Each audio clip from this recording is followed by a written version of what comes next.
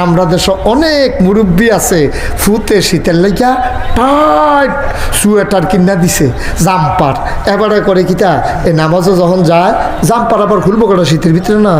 গরমের দিন হইলে এক কথা এবারে জাম্পারটারে টান্না টুন্না টান্না টুন্না কোনো মতে মোটাটা পর্যন্ত আনছে গিরাটা ভার করতে পারে না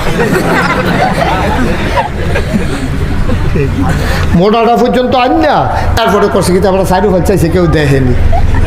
যখন দেখছে যে কেউ নাই এবারে এই জেদ্দুর আছে এদ্দুরা ধুইয়া তাড়াতাড়ি টান দিয়া সেটা কেউ যেন না দেখে আচ্ছা কেউ দেখছে না সত্যই